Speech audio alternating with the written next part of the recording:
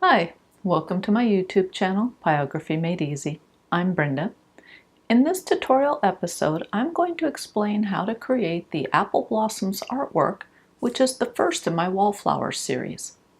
What I find interesting with this artwork is how it shows that you can add a lot of tan hues to the flowers, but against a dark background, they will still appear very pale.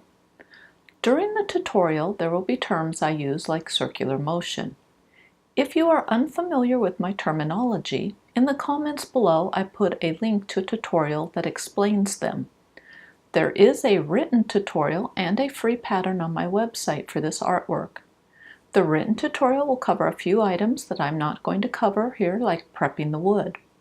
Instead, we will start after the trace lines have been burned in. The background will be the first thing we burn, so let's get to work. Burn along the outer edges of the flowers and the tree branch. Extend the color slightly to create a buffer zone around the flowers and the tree. The buffer zone will make it much easier to avoid accidentally burning the flowers or the tree when burning in the background. Make sure to keep the pen tip in optimal position while creating the buffer zone. After finishing the buffer zone, use the flat of the shader to burn over the embossed flower name.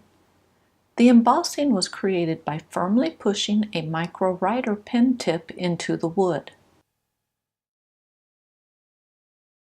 Use circular motion on the rest of the background to create a subtle, irregular texture. Use the shader of your choice to do this step. The background needs to be dark to provide contrast for the flowers. To speed up the process, I recommend setting your burner to a medium-high heat to get a dark burn result. What that exact setting is really depends on the burner and the shader being used. As I've mentioned numerous times, I use a Colwood Super Pro 2 burner. This burner has two pin inputs, detail and heavy duty. The detail side is for doing fine work like shading, whereas the heavy-duty side is better suited when you need a dark burn result. In the video, I'm using Colwood's Tight Round J Shader pen tip.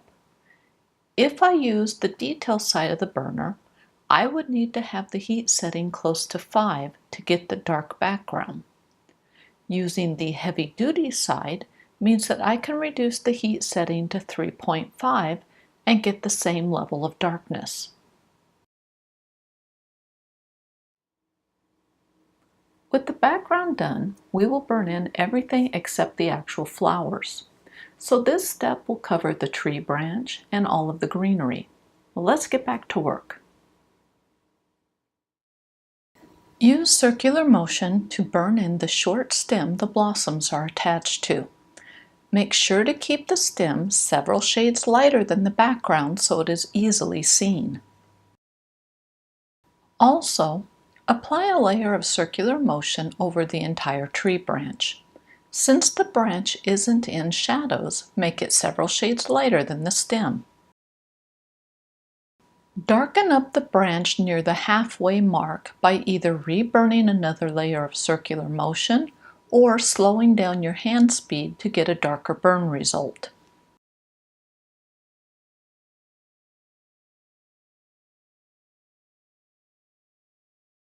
Next, use the razor edge of the shader to burn short dark lines randomly over the entire branch surface. All of the lines should be angled in the same basic direction. Next, create a cast shadow on the branch just below and to the right of the leftmost flower petal. Lastly, burn a few longer dark lines on the branch. Burn the greenery behind the blossoms. The greenery found there is barely showing, so quickly burn it to a medium tan color and leave the edges a touch paler.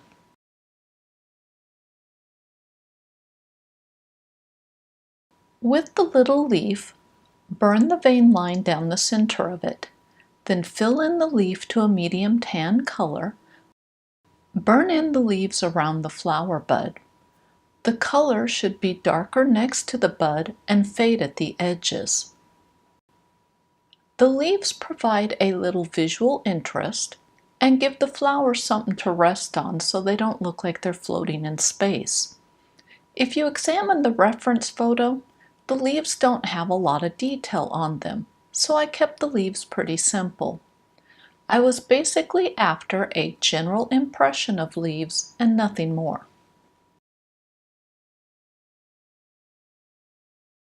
With the stem, burn the lower side of it darker than the top. Use gradient color to give the stem a rounded look.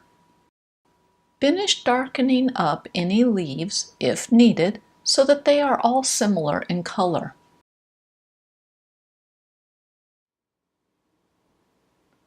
The last thing we need to do is burn the apple blossoms. I want to point out that the blossoms are pale, so make sure to keep your burner on a low heat setting. We will start with the bud in the lower right corner, but first we will analyze the reference photo. So let's look at that. Here's the reference photo for the artwork. First, I want to point out that I ignored the leaves in the foreground as I thought they were distracting. There are several flower petals that have dark pink vein lines on them. Quite a few of the petals have areas of pink. The main flower has a cluster of stamen. And lastly, there are several assorted shadows on some of the petals. We will start on the lower right bud that is circled in red. Begin by burning under the top petal and the veins on the lower left petal. Use circular motion to burn the lower petal to a medium tan color with a paler center. Leaving the center pale will give the petal a curved shape.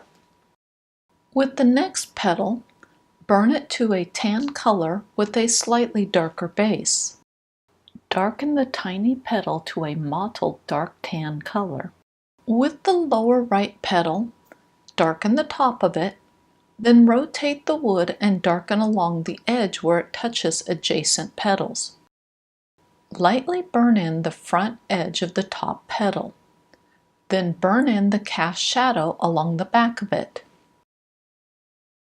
Burn over the rest of the petal to give it a touch of color.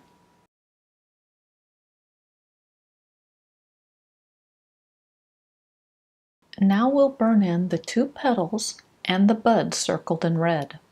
Begin by burning the base of the first or closest petal. Then burn in the right side of the second petal to a medium tan color. Fade that color to light tan as you near the left side of the petal. With the first petal, extend the color to the dotted line. Burn the left side of the bud to a medium tan color.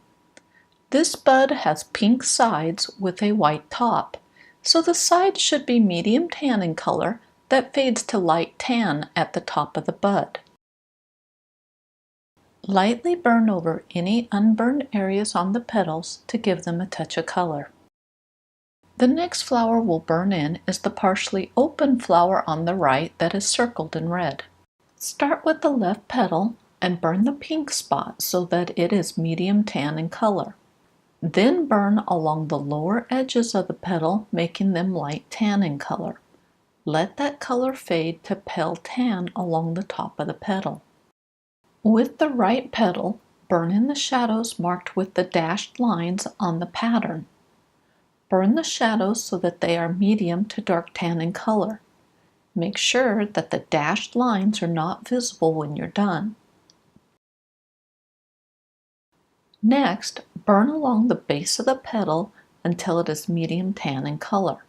Let the color fade to light tan as you get further away from the base. Burn over the veins on the center petal.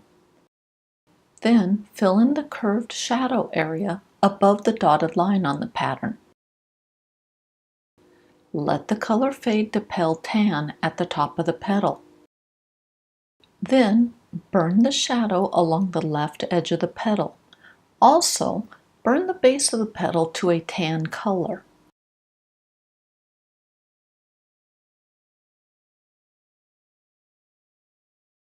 Look at your flower and decide if it needs fine-tuning.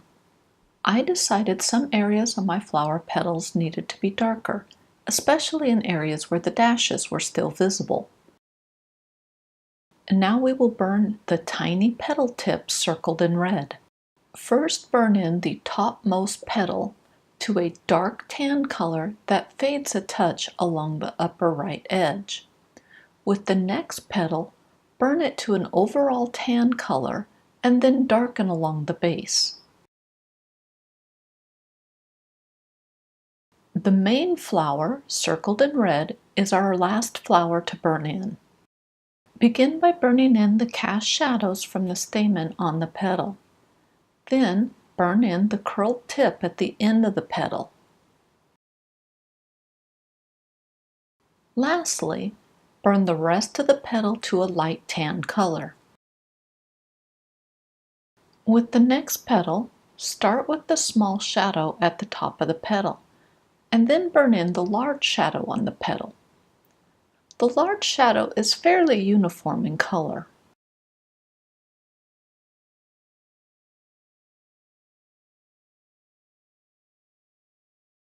Burn over the vein lines to darken them up. And I want to mention that if it's easier to use a writing pen tip to do this, please do so. Lightly burn over the rest of the flower petal to give it just a touch of color. The lower petal has a curved end, so burn that to a tan color. Then burn over the rest of the petal so that it is pale to light tan in color. Darken the veins on the upper right petal.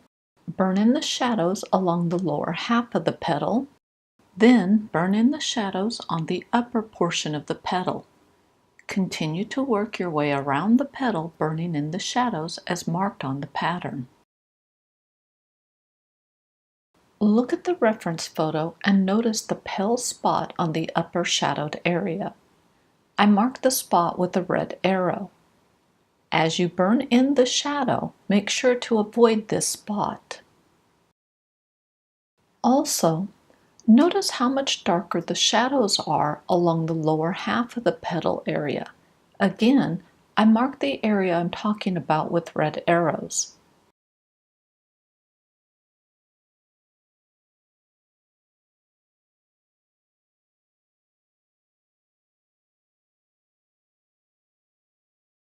Burn the stamen stalks to a tan color, but don't burn in the rounded tops. The tops will remain unburned to help them stand out from the rest of the flower. Next, burn in the shadowed petal area behind the stamen.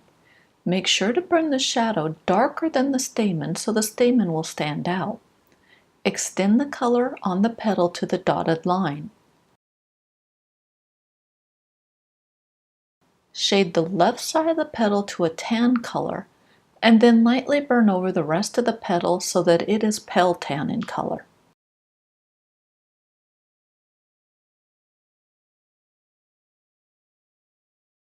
If needed, reburn the area around the stamen tops to make them really stand out.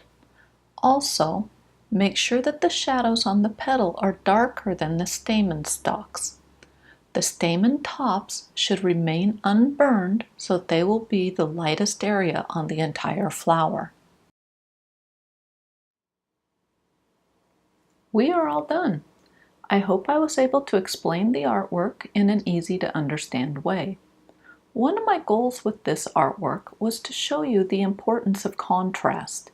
The pale blossoms pop from the background because of that contrast. In the remarks below, I provided a link to my website, Pyrography Made Easy. The website has the written tutorial and a free pattern for this artwork. Thank you for watching. If you've enjoyed the video, please subscribe to my channel.